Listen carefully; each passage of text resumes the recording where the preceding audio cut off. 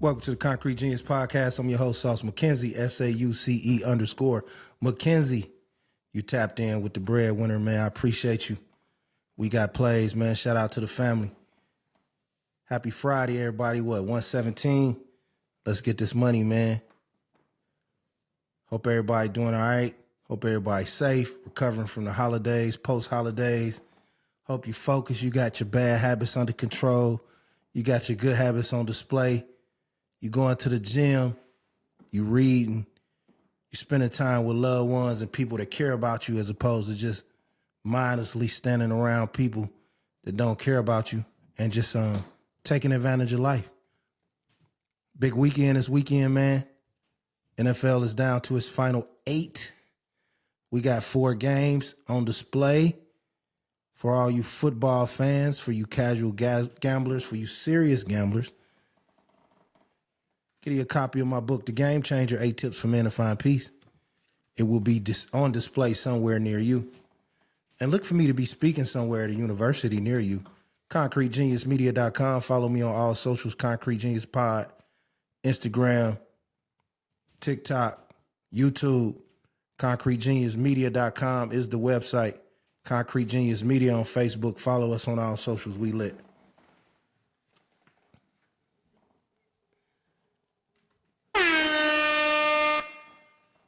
It's been a busy Friday, man. You know, I take my grooming seriously.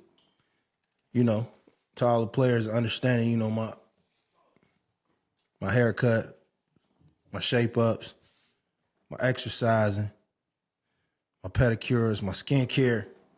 You know what I'm saying? My smell goods, my colognes, my waxes. You know what I'm saying? Like I'm just I'm a clean nigga. You know, I like being clean.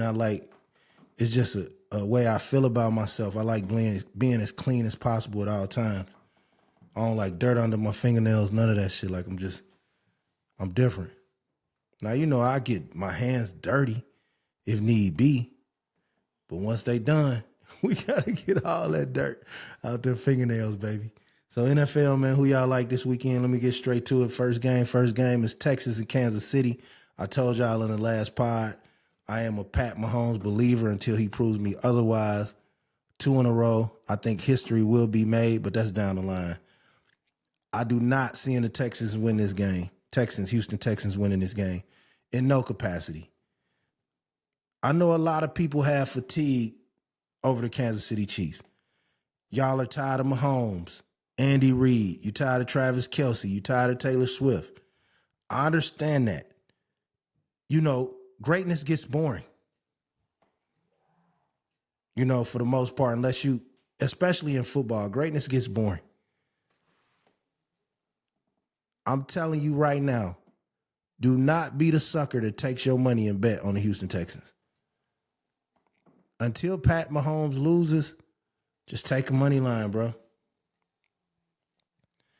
Finding a way to win is a skill, and I feel like the Kansas City Chiefs has found a way to win close games. Games you think they're going to lose. Games the offense don't play well. Games the defense don't play well. Whatever it takes to win, that core group of players has mastered it. And then the defense is playing tremendous. So it used to be like, all right, I need Mahomes to work a miracle. Can you imagine a defense so good that now all Mahomes has to do is manage the game to perfection, which he's great at? So I don't see Kansas City losing this game. Again, shout out to C.J. Stroud. Shout out to the Houston Texans. You know, shout out to D'Amico Ryans. Shout out to the whole organization. I really do think y'all on the come up. But ain't no way in hell y'all beating Kansas City. Final score, 27-10. You know what I mean? It's going to be thorough. You know what I'm saying? Everybody's talking about Houston defense, but it's going to be thorough. Next up, Detroit. What's happening? Detroit Commanders. This one's dicey. First of all, I want to tell you the Detroit football story is probably one of the best 10 football stories in my lifetime. If you are old enough to remember Barry Sanders, or God forbid, what was his name? Billy Sims. you know how long Detroit football has been going through it. I mean, just the plethora of quarterbacks and bad drafts and wasted talent and wasted opportunities, and it always felt like it was a curse on the Lions franchise. So to see a city so proud and resilient like Detroit have so much success with their football team, it's unexplainable. You couldn't be more happy for them. Like, if you know the toughness and the fabric and the blue collar grit of the city, you can't help but appreciate what the Lions are doing. With that being said, Detroit fans, if y'all don't be careful, that young boy Jaden Daniels is LeBron James in football shoes. And y'all remember what happened to the Pistons in 04. I'm just telling you, don't be shocked if the Commanders is down one score in the fourth quarter. And if they are, bet everything you got on the Commanders. A lot of people are picking Detroit in blowouts, and it's Detroit. We've been seeing what they're doing. It's something very scary, very sketchy about that Washington team. And I know a lot of people saying Detroit's offense is like a machine, and it is. And their level of physicality is unlike something we've seen in the NFL. It reminds me of the old Titans, Ravens days when Eddie George and Ray Lewis was going at it. Like, Detroit beats you up. And as a gambler, I understand, like, Detroit, most teams that play Detroit, I can't remember the stat off the top of my head, but teams that played the Lions, I think a large percentage of them lost the next week because they just so physical, they whoop your ass. Excuse me. So all I'm saying, Lions fans, if you blow them out and the city rocking, hey, it's a party. Y'all deserve a party. But I'm just telling you, save 10, 20% trepidation and get these boys out of here in the first half. If it's first half, 28-7 Detroit, oh man, it's a party. It's cool. If it's first half, 14-10, 17-14, 24-21, Detroit, you might get your ass whooped. I'm telling you, it's a very, very high possibility. And the closer you allow Jaden Daniels to stay in the game, it's probable. It's highly probable. Now, where am I putting my money? I'm putting my money on Detroit offense. I'm probably pretty much taking the over on that fast track. That's my safest bet. When Tampa and Washington was playing, I said to myself, man, Washington can beat Detroit and Tampa can beat the Eagles. I said, either one of these teams that win got a chance to win next week. You know, the NFL is always tricky. It's always a kink in the divisional round. It's for history. Like, you always got a team, a Eli Manning type team that's going to break somebody's heart. And I've seen it. I've seen it with the Broncos when the Jaguars went in there in 96. I've seen it other years when the Colts were 15-1. I've seen it. The Vikings were 15-1. Like, I've seen it when it's supposed to be your year in the NFL and something doesn't go right. And I got a strange feeling that the Commanders are something that's not going to go right for Detroit. And now, if Detroit wins this game, honestly, I think they're going to the Super Bowl. But I think this is the game. If they win this one, whatever momentum from next week, they're going to, it's too much hype. But this is the most dangerous game because you got a young, fearless quarterback. And you got a team that believes in them. So all I'm going to say is, Motown, man, hey, be on your P's and Q's because you want upset alert, baby. And I'm riding with you. But don't let Jaden Daniels bust your ass. Jaden Daniels is already he's on an Andrew Luck type trajectory. Peyton Manning, Andrew Luck type trajectory. I know that sounds kind of astonishing to some people, but if you listen to some smart football people, that's his trajectory. Sunday, Eagles, Rams. I'm sorry, I like Matt Stafford. I know Saquon went for 255, 245, 235, something with a 2 and a 5. I know he smacked him heavy. But I like the Rams. I like the Rams against Minnesota. I was going through a bad stretch of betting, listening to too much, so I didn't bet on it like I should have. They decimated Minnesota. The Rams have too many playmakers. Coop, Nakua, Kyron Williams. That young defense is hungry and fearless. I still don't trust Jalen Hurts winning the game with his arm. Until I get that one throw from Jalen Hurts, like you got that one throw from Mahomes when they beat the 49ers, you got that one throw from Eli Manning. I like the Rams. I'm sorry, Philly. I love Philly. Would I love to see Philly and Detroit next week? Oh, it'd be amazing. Some of my best friends are Philly fans. I'm actually rooting for Philly. But just as somebody that's speaking from a non-emotional standpoint, if you just gave me $10,000 and said, bet whatever you want, I'll take the Rams and the points and I'll sleep well.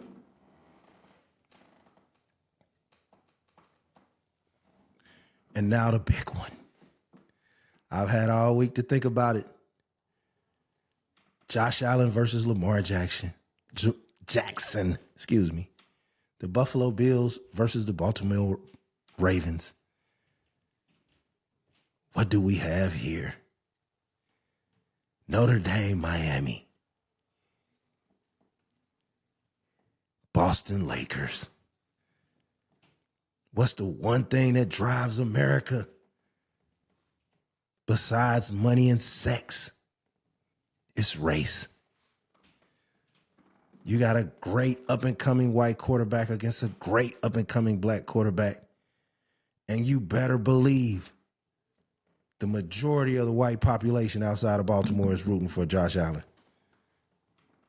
Hey, man, we got to take our feelings out the game, man, and speak the truth. And that don't bother me.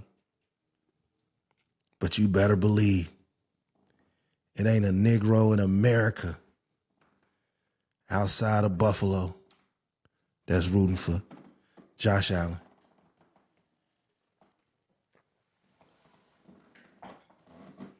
And that's the way America works. I'm sorry. People want to root for somebody they relate to, somebody looks like them. It's the way it is. I actually don't have a problem with it. I understand the dynamics of it. Do I think it's always right? No, but it's the way America is. It's the way America always will be. I don't care how many people have mixed kids, and I don't care how many people integrate and talk about. Listen, America's going to be a white and a black country. Now, if you let race affect you, then you the idiot. If you intimidated by race, then you the idiot. But if you can't acknowledge that the first thing people see when they identify you is race, you're an idiot. I give you an example. I'm 6'5", 297 pounds. I'm bald, I'm large. Sometimes I smell like previous violence from decades ago. I can't help it. So I know when people see me, they're already sizing up a perception in their head. It could be, what this big nigga on? Who is he? It's an intimidating presence to most people. The majority of the world isn't 6'5", 300 pounds. So I've accepted that. Now, before I didn't grasp the severity of that in the entire world, I used to have problems. But I've always knew how to present myself where you understood, hey, yeah, I got all that what you said, you know what I'm saying? But this is one articulate, intelligent, sharp species right here. So I know going into it, that first second you see me as a large black man, is my job to make you at ease. It's the way America is, people. We can't say we got the greatest country in the world, enjoy the perks of it, enjoy the ability to go from welfare to a multimillionaire, and then not be honest about some of the transgressions of it. I know America got some flaws, some fucked up flaws, but I don't want to go nowhere. And America is Josh Allen versus Lamar Jackson. As good as it gets, people. As good as it fucking gets on a Saturday night. And great programming by the NFL, by the way. I mean, how would you rather spend your Saturday, bro? Cold ass Saturday. You're in the middle of fucking Buffalo. Jesus Christ. You're in the middle of the DMV, Baltimore. You're in the middle of America, bro. It's cold as hell. Just perfect scheduling. Chiefs, Texans. Let's get this out the way early. Commanders, Detroit. Saturday night. Rams, Eagles. Nice early wake-up game. And then the biggin. Bills, Ravens. I'm going Ravens. I'm giving away, what is it, 1.5? A team getting 1.5, giving away 1.5 on the road tells me if this game was in Baltimore, it'd be like 4.5, 5.5, maybe. So basically, if you just think Baltimore is going to win, just give up the 1.5, get the better odds. It's a field goal. You know what I mean? I like Baltimore. Close game, a lot of tension. Jesus Christ, man. Tony Romo is going to be massaging Josh Allen's leg during commercial breaks. Have you ever seen an announcer be so horny for certain quarterbacks? Oh, my God. What a throw by Josh Allen. He knew that was going to happen. Did you see him? Jesus Christ, Tony, calm down, bro. You're making me uncomfortable. So I got Baltimore winning the game. Score, I got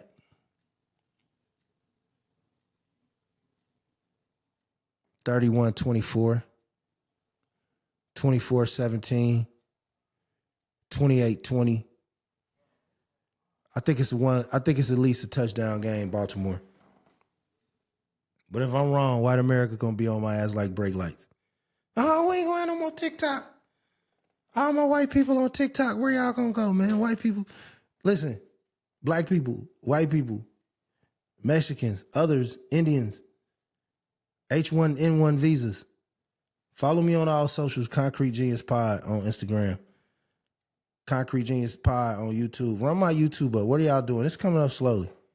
If you're hearing this, follow me on Concrete Genius Pod. Share my videos, man. Let's get in the trenches. I will be speaking at a university near you. Can't tell you, though. Get a copy of my book, The Game Changer, man. 8 Tips for Man to Find Peace. Got plays, man. It's my family's gear, you know what I'm saying? You see it right here. Shout out to them boys, man. You know what I'm saying?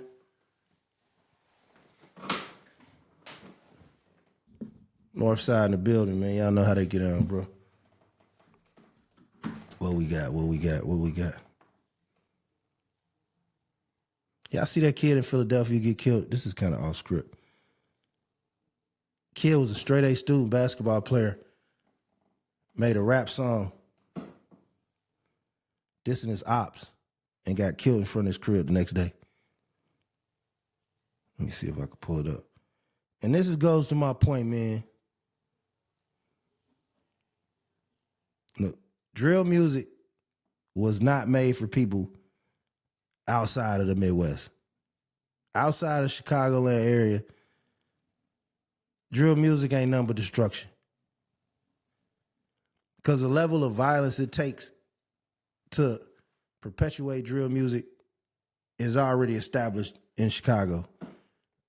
I mean, they grew up with it. You could play drill music in Chicago in the 70s. It was the same violence. But if you from a generation of culture in Philadelphia, where a lot of your actions, Philadelphia used to be a city full of players and hustlers and activists, you know what I mean, and musicians and talent.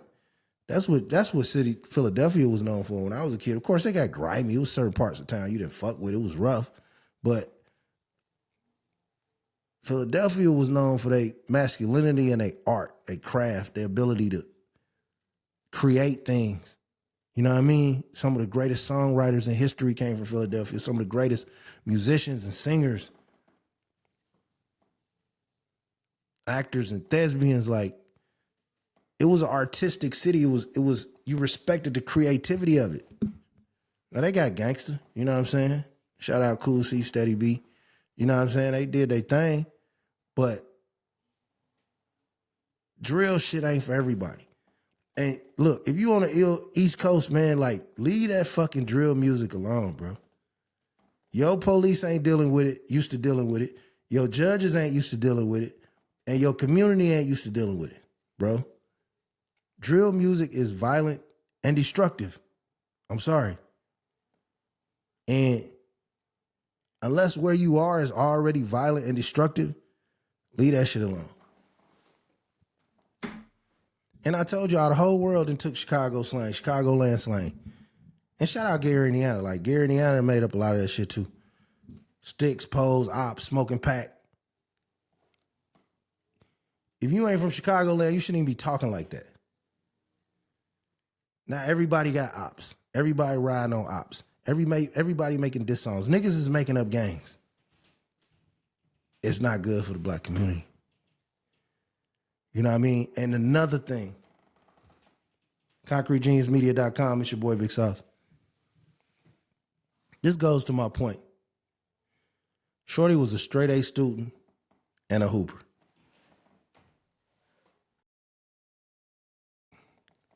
Shorty in Philadelphia was a straight A student and a hooper. Rest in peace, Shorty.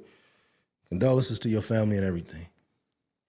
But in 2025, niggas that's straight A students, that's hoopers, want to be inked up, tatted up with the gang. They want to wave guns. That's what's wrong with our people.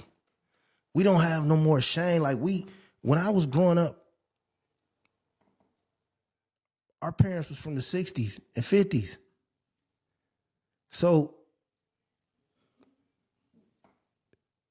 if you fucked up and chose the wrong path, because they dangled that crack in front of us, but I ain't making no excuses. But if you fucked up and chose the wrong path, the smart niggas never wanted to be like the street niggas. In the 80s and 90s, smart niggas took pride in saying, I'm not a street guy. What happened to that guy? What happened to the black kid that took pride in not having to be a thug? And there's still a few out there. I talk to some, but not many. A dude that's making straight A's be ashamed to tell people he making straight A's. He want to dress and look like King Von. Rest in peace. Like, you guys have taken the Midwest Chicagoland aesthetic and ran with it, and it's destroying our communities.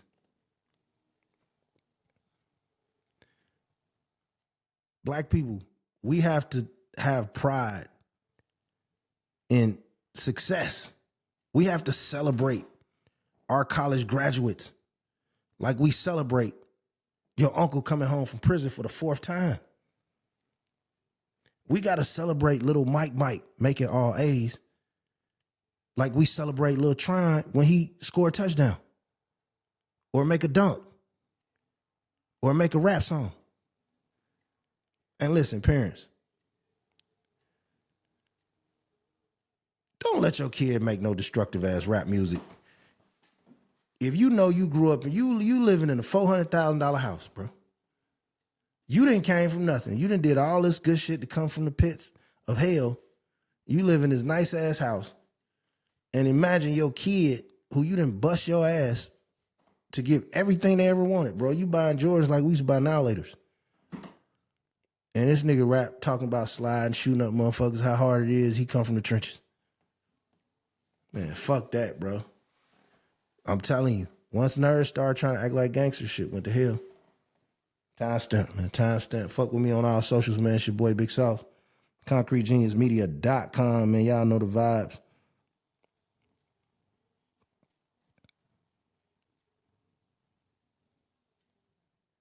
Yeah, rest in peace, man. 17-year-old basketball star Noah Scurry, who had the highest SAT score in his graduation class, was killed in Philly a day after he dissed his ops in his first ever rap video. There's no way a dude with an SAT that high should even be wanting to listen to that ignorant frequency of music. And that's what we as black people got to separate the babies, say the babies, and we got to separate the parents. And when I'm talking about parent, rest in peace to that young lady in Detroit, man. Naziah Harris. We got to separate these parents too. Some of you ladies, women that's dating these niggas that fuck with little girls, we need to start charging y'all like pedophiles, treating y'all like pedophiles too. You enabling a man due to your loneliness. A man with no self-respect, no self-esteem. Why you got this man around your daughter, man? You got a man, he got previous charges. You better Google them charges, girl.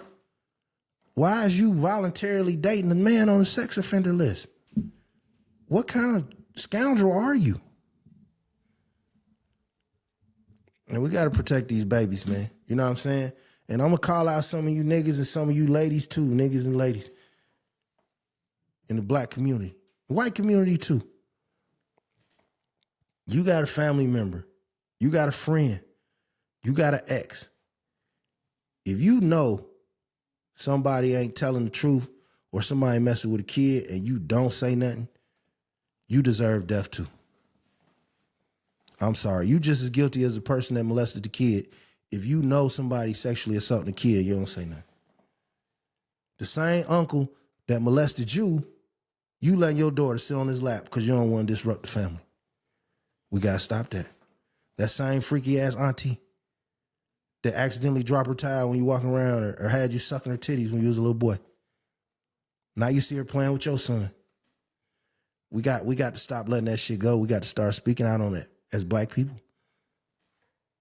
We got to raise our level of morality, morals to a higher level. We got to ensure that our gifted, intelligent kids don't get influenced by the streets. And you know why I relate to that young man? Because I was smart too. I probably would have had the highest SAT scores in my class if I had made it to take my SAT. It's just I started wilding earlier, way earlier than Shorty.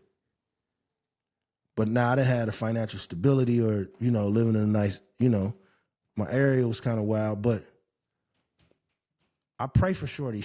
I'm sympathetic to Shorty. He's 17, man. We all done made bad decisions at 17, 18. But we got to just morally as black people do better, be better, hold ourselves accountable. A lot of y'all know somebody that's a child molester and you just as guilty. You know what I'm saying? If you got a person you know that touched on you when you was a little kid, man, air their ass out, bro. Stop being scared, man. Air their ass out, bro. ConcreteGeniusMedia.com, bro. Stop protecting pedophiles in the black community, man. You know what I'm saying? And I see you weirdos, you fucking alphabet weirdos is trying to make it acceptable that y'all attracted to minors. And I'm telling y'all, as a representative of the heterosexual male community, it will be over my dead body for organic, natural-born males in America allow you sickos to pass a law to date children. You want to unite some white men and some black men and some Mexican men and some Indian men. You want to unite us and say, Arr! Let you sick motherfuckers try to pass a law, say y'all dating kids. We gonna band up. We gonna band up. I already been talking to some Caucasian men, and they ain't happy about that either. I've been talking to a couple of Hispanic men, they ain't happy about that either. So you want to stop, you want to bring some harmony to race relations? Try to pass a law to let these sick pedophiles legally date children. ConcreteGeniusMedia.com. It don't get no realer than this, baby. Follow me on all socials, man. What you waiting on? And tell a friend. I got a challenge to you. If you like any of my reels, man, tell 5 friends about my reels. I got you. What we got?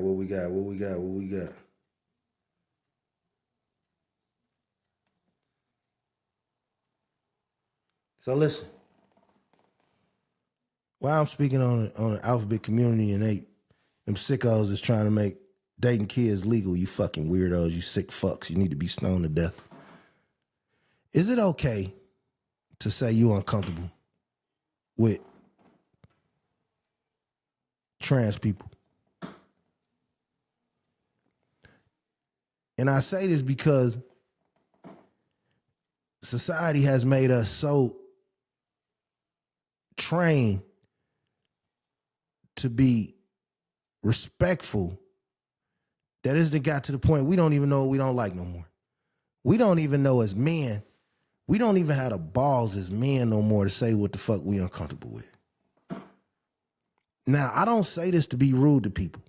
If I walk in Verizon and it's a 6'7" nigga in there with a wig on saying call him Alice, excuse me, Alice, I need to get my iPhone 16. You know, I ordered it. They say it's here. Thank you. I'm not going to bully that person. But if it's my barbecue, or if it's somewhere and I got a problem with something, or if it's somebody trying to coach a kid that's related to me, I got a right to say I'm uncomfortable with that. Now, I don't have a right to be rude. I don't have a right to be disrespectful. But I got a right to be uncomfortable. And the reason I said it was a situation case we talked about today in the barbershop. A few years ago, an Indiana couple had a bakery for like 30 years. Great bakery. A gay couple came in there and wanted them to have a cake with two men on a cake. And they said, no, we don't do that due to our religious purposes. And they got the people out of there. So my question is, can you be uncomfortable with something? And shouldn't you be able to stand on your religious purposes? Now, that's a slippery slope because a lot of you white folks back in the day, your granddaddy tried to pimp that Bible and keep niggas as subhuman. So it's a very slippery slope. But as far as being uncomfortable, in my opinion, Sauce MacKenzie, SAUCE_MacKenzie, you got a right to be uncomfortable with what you want to be uncomfortable with. If I walk in a Mexican restaurant, right? Yeah, I walked in a Mexican club before a nigga, and I come in that motherfucking nigga, and I'm looking like every motherfucker, the tallest nigga in that motherfucker 5'7". And them little motherfucking Mexican girl looking at me like, Man, them Mexican niggas don't want me in there. So they gonna make me uncomfortable. And if I get uncomfortable, I'ma leave. Hey, this your spot, buddy. I'ma leave. I ain't gonna even confront you and say, man, why you make that's public place you. Now I was trying, I heard they had some good tacos, nigga. I come in that motherfucker 11 o'clock tomorrow, get the food, nigga. I don't gotta deal with Senor Jefe, nigga. You got it. You know what I'm saying? So like to me, and I'm a large black man, so I made a lot of people uncomfortable. When you get uncomfortable, I don't care. You gotta do what you gotta do. Things make me uncomfortable. I gotta do what I gotta do. So I feel like you should never be ashamed, or you should never allow pressure to stop you from saying what doesn't make you comfortable. I don't even care if it's racism, to be honest with you. Because if you racist, I'd rather you say quickly, you know what, I don't want to serve you, you black. Man, you know what, thanks. Let's get that shit out the way. I'd rather you do that to say, yeah, buddy, Black Lives Matter, and you go spit on my hamburger because you don't like niggas secretly. You know what I'm saying? Like, be honest with me. Be honest with your uncomfortability. And I promise I'm going to be honest with mine. ConcreteGeniusMedia.com.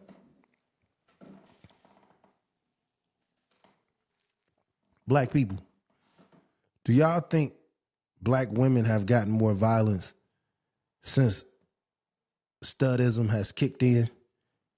Like, it's always been girls' fault. You know what I'm saying? I went to school in the 90s. Girls' fault. It was girls' fault all the time. It was always going to be a fight. You know what I'm saying? Girls fighting. Shit, over me, over other niggas. Girls just fight. You know what I'm saying? Like, it's some, but they were still ladies. You know what I'm saying? If somebody brought a pistol to a girl fight, you was shocked. or he was the dude that brought the gun up there. Now, since studism, when the Obama era kicked in like full-fledged studism and it hit the black community, I see a lot more women shooting niggas, shooting other women, hitting licks, robbing shit. And see, that's what a lot of people scared to talk about on their podcast, but not me, ConcreteGeniusMedia.com. I'm my own boss. Black women are exhibiting a lot more masculine behaviors since the LGBTQ agenda was ushered in under the Obama administration. Like we are seeing, Obama got elected in 2008. It's 2015. That's 17 years. So if somebody's 5 or was 10 when he got in, that's all they know. And they majority of their life, over half their life. It's pushed in cartoons, it's pushed in TV shows, and we always talk about how feminine the black man is. It's a lot of feminine ass niggas. But we never talk about how much more masculine a lot of black women are due to studism. Just think about the local news in your city, right? Wherever you at, anywhere in America. Think about how many situations you see now where women shooting other women. Women shooting men. Women having shootouts. Women having big ass gang brawls. Just look at some of how these women square up, nigga. Man, chicks, listen, I'm from Gary, Indiana, nigga, the blackest city in America. It might be out of 10 chicks that fight, it probably be 2, 3 of them really can't fight. Then it's probably 3 or 4 of them that fight like the Ferris wheel fight over the head top. And there's probably 2 of them that can square up. Now, in any city in black America, due to studism, man, them chicks is squaring up like Michael Spinks, nigga. Shit. Man, these motherfucking women got hands. They carrying little pink and brown and blue pistols. They getting ball phased and they ready to shoot up shit. That is a direct result of studism.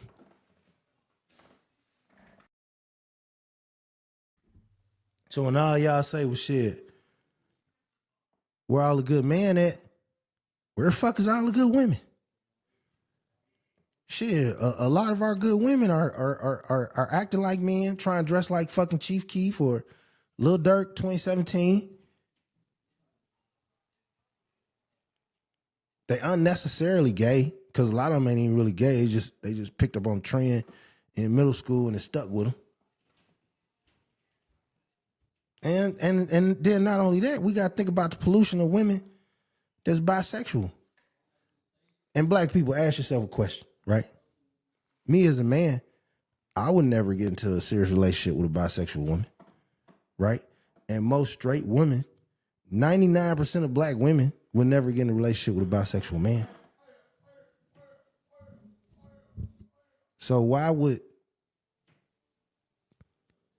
so many men in today's dating pool got to deal with a pool of women that's done had girlfriends? Don't no real nigga want to date no woman that's ever had a girlfriend. I'm sorry. So these are conversations that has to be had in the black community, because it's so many areas of the community that got to be fixed. One population love to point at the other population.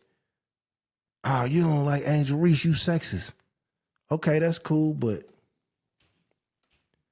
between Planned Parenthood, the amount of black babies that's been aborted, I think it's like 20 million, maybe, at Planned Parenthood alone.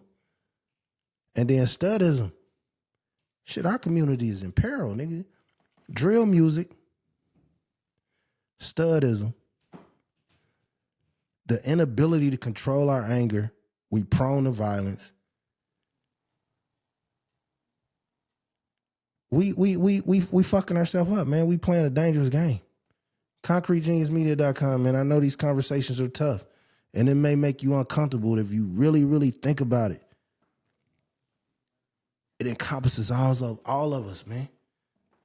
Like, we all got to make this shit right, man. Follow me on all socials, bro. Y'all see this shit. And I'm on this mic solo dolo, man. I got my guy BC. He popped through every now and then. I get a guest, but really it's mostly him. Shout out to everybody else that's been on. But if you see me most of the time, you see me solo dolo. Same way you see me out here in these streets.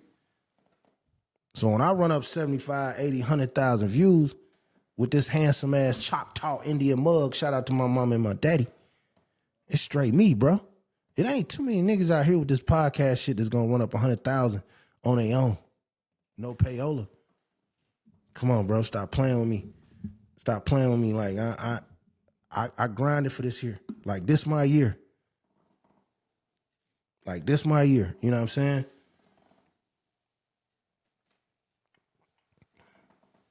Like this my 92 Cowboys year. You know what I'm saying? Like I'm outside, man. 91 Bulls. Like it's coming. So follow me on all social, concretegeniusmedia.com.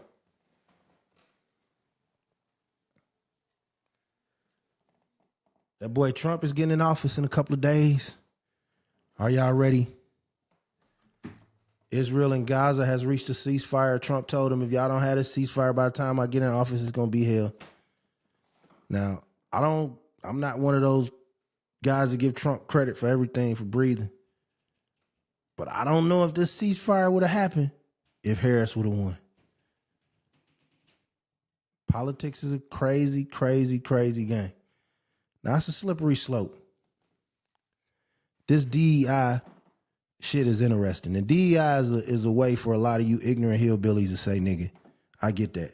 But first of all, if DEI is bothering you as a white person, then your ancestors wasn't shit anyway. Because why are you still poor after 400 years of having a head start? Because the rich whites are manipulating the poor whites with DEI. So you got to be careful with this DEI shit, because a lot of black people got opportunities because minorities have been denied opportunities, and they forced these opportunities on the establishment because it was the only way was gonna get in. So you got to be careful with the way they screen DEI. But you know why? This is my beef with black people. And I ain't saying it's our fault.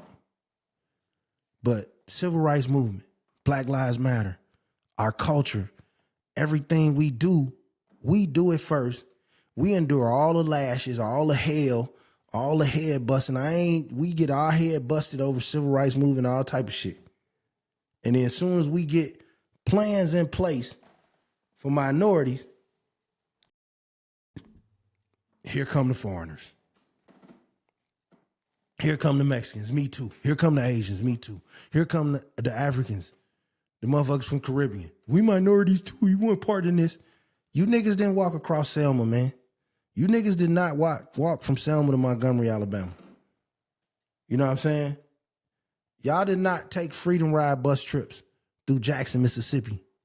You know what I'm saying?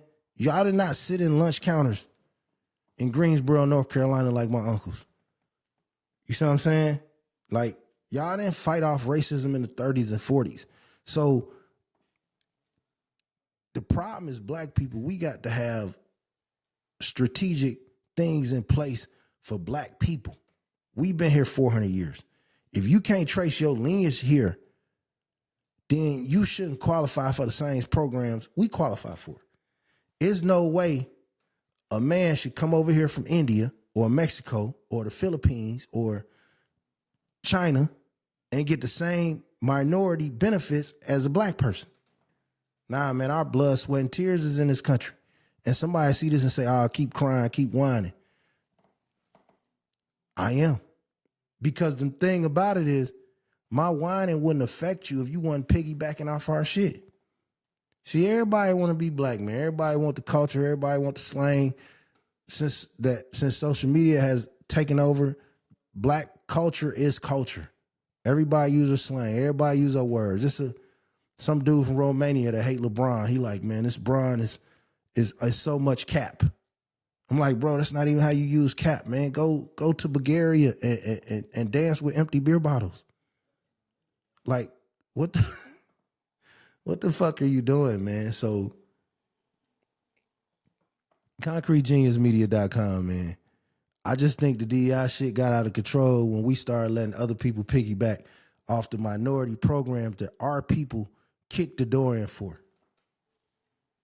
When we was kicking the door in for programs for black people, Mexican people, Asian people, they was telling us we on our own. But then a motherfucker get a business loan and they put a liquor store in a low-income community in somewhere in California, Indiana, Chicago, and try to sell to the very people they dislike. And we run our stupid ass right in there and buy that shit, man. ConcreteGeniusMedia.com, man. Prayers for California, man. Prayers for the whole state. That shit's sad. That shit make me mad. You know? So, yeah. And why do so many people got beef with foundational black Americans? Why does that trigger people? Like, why does black people saying, you know what? I can trace my lineage back to the 1500s. This is my land. I want to have pride in my land. It's always some weird ass motherfucker from some other country trying to tear down the confidence of somebody that's proud to be a black American.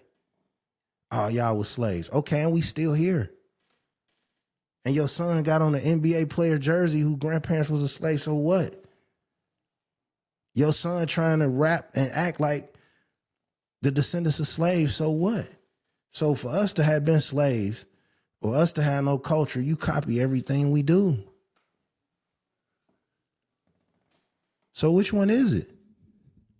Because I ain't never, and I say this with all honesty, I've never liked the non-black rapper. I don't have nothing in common with you. I don't want to hear you sing the music that's decidedly ours and mine. I'm sorry. So you can do it and you can have fans. I don't care. And black rappers can have white fans. I don't even mind white people enjoying hip hop. But I've never wanted to hear a white man rap. I've never wanted to hear a Mexican rap. I've never wanted to hear Indian rap. I don't even want to hear African rap. I don't want to hear nobody rap that don't got 4 black ass grandparents from America. I'm sorry. That's what I relate to. I'm black for real. And there's still a lot of us out here. So we shine in everything. You know, we do. So like it's up, it's us. So keep your confidence up, man. Be proud. You can be proud of who you are. And again, I say these things not to be rude to anybody, but you got to get some of this shit off your chest. How you feeling? Last but not least, Drake.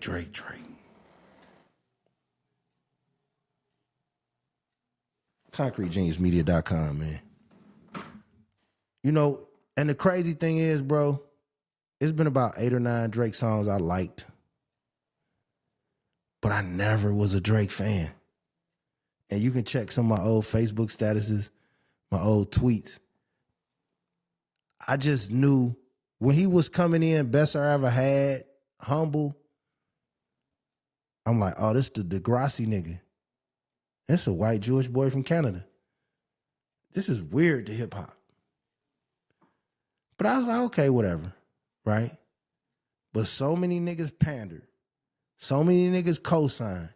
See, that's the problem with niggas too. We'll sell our soul for $100,000, bro. You give me $100,000, you give me $10,000, you give me $5,000. My soul is for sale. Everybody co-sign. Then he got bolder and bolder, and I remember he did the headline shit, and Charlamagne cracked a joke about, bro, you don't scare nobody. And I posted, I'm like, this is a dangerous trajectory because now he's cosplaying a gangster rapper. And he meets somebody in Memphis, he do a song. He got people in Houston, he got people. So having proximity to niggas started making him think he was a nigga. So he battled Push, he battled Meek, you know? He got his shit off. And every time he tried to get his shit off, he mentioned somebody's family. See, if you had 4 black grandparents, if you grew up in a black Christian household, Drake, you would know. Never mention another nigga family. And you never mention a nigga woman or his mama. But you didn't know that. So you did it with Push. You did it with Meek. Black people, we laughed. Hey, he got you, buddy. You the one brought up Dave Free. You the one saying that might not be Kendrick's kids. He asked you to leave him alone. And first of all, you don't even have the common sense to know when a nigga dangerous. Any nigga with some sense could see Kendrick and be like, okay, this nigga's a little off in the head, bro. You know what I'm saying? I'm not fucking with this nigga. Not voluntarily. But you pushed it because you got such a fan base of foreigners and nerds and weirdos that they feel like they are the culture now. Because you had a pop run on top. You got so many non-black, so many foreigners, so many people from all places of America thinking that their opinion on rap matters because they're Drake fans.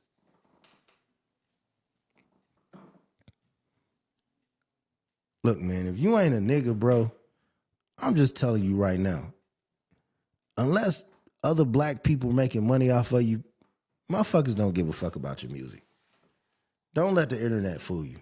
You know what I'm saying? Like, black people, I ain't never heard a black person say, hey, I'm finished. I like this Mexican rapper. We don't do that, bro, especially like in the places of America where it's large sections of black people, like the Midwest, the South, South Atlantic, Southeast. We don't do that, bro. So you brought all these weirdos to hip hop. And then you turn around and you start suing. You start bitching. You know? And you could have really, really had an easy trajectory in this shit, bro. You know, people had already accepted you was corny. Nobody cared no more. Nobody cared. But the suing, the telling on LeBron, calling out the streamers, calling out the black streamers. But yet you only go on the white streamers you stream. See, you can't, and the difference between you and American mixed niggas is American mixed niggas can be fluid-blooded niggas. Because they're around their cousins, they're around their daddies. You know what I'm saying? Like, a lot of times that white side get eradicated. You know, you meet a mixed nigga something from Memphis, that nigga crazy as hell, he's a nigga. But the Canada in you didn't allow you to understand what's whole shit and what's real shit. And that's where you fucked up. That's where you should have got some real American niggas on your team. Your right-hand man should have been an American nigga from Milwaukee. Just a retired pimp or something, pay that nigga $250,000 a year or a month or something, and just, hey, Pimp Jones, hey, man, this nigga dissed me, man. I'm thinking about foul. Hey, don't do that shit, player. We don't do that. That's all you need, man. You needed an old pimp nigga, something from Chicago or something. You just needed a cool ass nigga, bro. Ex-hustler or something as your confidant to teach you how to walk through blackness. And that was the only thing stopping you from having a tremendous run. You'd had a tremendous run. You made a tremendous amount of money. I respect your hustle. I respect your braggadocio. I respect your confidence. I like some songs. I wasn't a nigga to play Drake in the car like other niggas, but if some shit came on, okay, this shit ride. Seeing green, you know what I mean? Yeah. Like you was spitting on that shit, man. The freestyles with Lil Wayne, you know what I'm saying? Nobody wins when the family feud. That shit was class. That shit was hard. But I just think you had a double whammy. I just think you was white, you was foreign, and you was diving head first in a culture that you didn't know all the rules of engagement in. See, when you black and you get your ass whooped in a bathroom for fucking with a nigga, you can't go tell the teacher the nigga beat you up. You already know as a 7-year-old, what happened to you, little Timmy? How you get that knot? I fell, standing on the tub playing, I'm sorry. I was trying to get something, you know what I'm saying? Or I was coming out the bathroom, the floor was wet, I hit my head. That's what niggas do. And last but not least, man, no man, respectable man, with a set of balls and a daddy that wears a belt is gonna ever think it's okay to tell on a nigga for fucking with bitches. to say out your mouth you gonna ruin a nigga public image is the whitest shit that's ever been said in hip hop. And I say this, I just think when you factor it all in, the frustration, the corniness, the fans you brought to hip hop, the nerds you empowered, you just been bad for the sport, man. Been bad for the sport. And I don't want to see you lose. And I try to avoid this topic because you got a lot of weird stands. And I'm not a stan, but I'm a black man, bro. And for you to leak that stuff to Act wouldn't put that shit out if you didn't tell him. We know that he don't, his credibility as far as putting out what he knows is accurate to be true is 100% certified. So don't blame him. Blame yourself. Blame your heritage. But you fucked around and stayed around these niggas too long, bro. You showed these niggas how lame you was. See, a nigga would have never knew. All you had to do was, bro, get your shit, stay in Canada, leave niggas alone, bro. Do what you gotta do.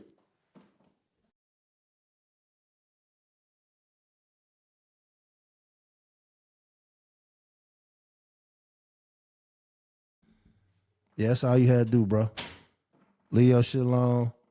Stop playing with niggas. You know what I'm saying? Like, just be a man about your shit. ConcreteGeniusMedia.com, man. And I ain't gonna lie, right? This is my question to foreigners. If you a Mexican or you Asian, right? Or you anything but black, why you want to rap? Like, what's the music of your people's homeland? Because the music of my people was either rap or blues or jazz. R&B. That's it. How would I look walking into a Spanish club singing merengue, salsa? Man, them niggas would throw tomatoes at my motherfucking ass. Get out of here, you fucking punta. I can't go in no Asian club and start singing in Mandarin. They don't want to hear that shit, bro. Them niggas gonna escort me. Them karate black belt niggas gonna escort me off the stage so quick. So I just need you niggas to tell me, why do you niggas want to rap so bad? Is it that black men are the coolest thing out there and you just don't want to admit it, but you want to act like us in every form or fashion? Talk to me. I'm here for you. I'm your uncle. See, I'm the black man that's going to explain everything to you, man. ConcreteGeniusMedia.com. Follow me on all socials. Get a copy of my book, The Game Changer. This has been another amazing episode. I love you, man. I got a great sandwich upstairs. I'm finna go eat. It's Friday. We're going to jump back on here tomorrow and see what's happening. Pray. Be healthy. Take your vitamins.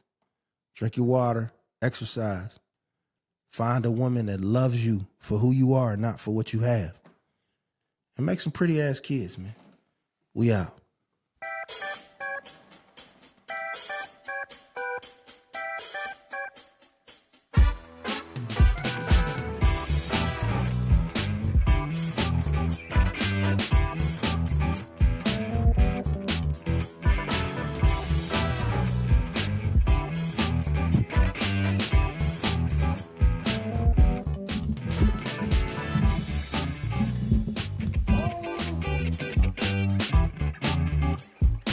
Concrete Genius Media, we out. We got to get this done under 60. Love you, boy.